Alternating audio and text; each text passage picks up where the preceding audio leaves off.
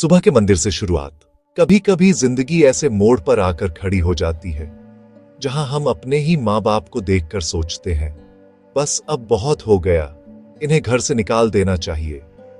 पर क्या सच में कोई ऐसा कारण हो सकता है जहां माँ बाप को घर से निकाल देना सही ठहरता हो? हाँ, दुनिया में सिर्फ दो गलतियां ऐसी हैं जहां बेटा बेटी को अपने माँ बाप से दूरी बना लेनी चाहिए। पर यह गलती माँ बाप के खिलाफ नहीं, बल्कि उनकी भलाई के लिए होती है। आइए अब उस घर में चलें जहां कहानी शुरू होती है। जब से आई है घर की हवा ही बदल दी। न पूजा न आदर।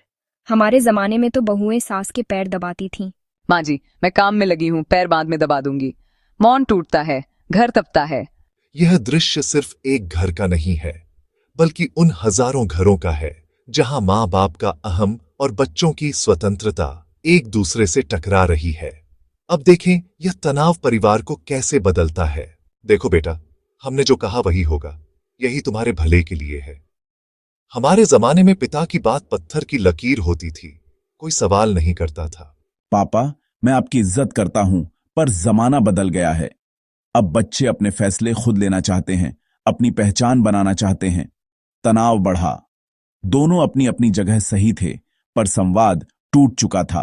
और यही होती है पहली और सबसे आम गलती, जब माँ बाप का नियंत्रण उनके लिए प्रेम का रूप ले लेता है। जब वे अपने अधूरे सपनों को बच्चों पर थोपते हैं, बिना ये समझे कि बच्चे का भी एक स्व होता है, उसकी अपनी एक दुनिया होती है। याद कीजिए, भगवान शिव ने भी क्रोध में गणेश जी का सिर काटा था, क्योंकि वे अपनी आज्ञा न मानने की सजा दे रहे थे। पर जब उन्हें अपनी गलती का एहसास हुआ, तो उन्होंने न सिर्फ उसे सुधारा, बल्कि उसी गणेश को प्रथम पूज्य और सर्वश्रेष्ठ बना दिया। गलती मानना कमजोरी नहीं, बल्कि रिश्ते को मजबूत बनाने की पहली सीढ़ी है। टकराव सामने है, घर की शांति भंग हो चुकी है, क्योंकि एक छोटी सी बात ने बद्धा रूप ले लिया है। हमारी बहू तो कामचोर है, घर का कोई काम ढंग से नहीं करती। देखो शर्मा जी की बहू कितनी सीधी सादी और गुणवान है। माँ जी, मैं दिन रात कोशिश करती हूँ, पर आप कभी खुश ही नहीं होती। मैं और क्या करूँ? मां, हर इंसान अलग होता है, सबकी अपनी अच्छाई बुराई होती है। इस तरह तुलना करके आप उसका दिल दुखा रही हैं। यह दूसरी गलती है, जब प्रेम का स्थान तुलना ले लेती है। जब माँ बाप अपने बच्चों या बहुओं की तुलना दूसरों से करने लगते हैं, तुलना का अर्थ है मैं तुमसे बेहतर जानता हूं, और यही अहंकार का बीज धीरे धीरे नफरत का विशाल पेड़ बन जाता है। महाभारत में धृतराष्ट्र ने यही गलती की थी। पुत्र मोह में अंधे होकर उन्होंने दुर्योधन को पांडवों से हमेशा श्रेष्ठ माना, पर उस एक तरफा तुलना ने पूरे वंश का विनाश कर दिया। संदेश स्पष्ट है, तुलना प्रेम को समाप्त कर देती है। जैसे ही वो मंदिर की सीढ़ियों पर बैठता है, एक भिक्षुणी प्रकट होती है। क्या हुआ बेटा? इस पवित्र स्थान पर भी तुम्हारे चेहरे पर इतनी थकान और अशांति क्यों है? मां बाप को समझा नहीं पा रहा।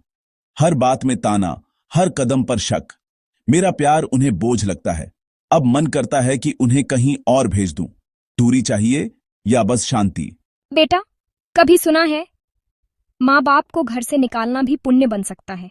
क्या मतलब? आप ये क्या कह रही हैं? जब माँ बाप अहंकार से अंधे हो जाए, जब वे संतान के सुख से अधिक अपने नियंत्रण को प्यार करें, तब उन्हें घर से नहीं, अपने गुस्से, दुख और शिकायतों के घर से निकाल दो। उन्हें अपनी उम्मीदों के बोझ से आजाद कर दो। ठहरो, सुनो। पर ध्यान रहे बेटा, ये रिश्ता कर्मों का है।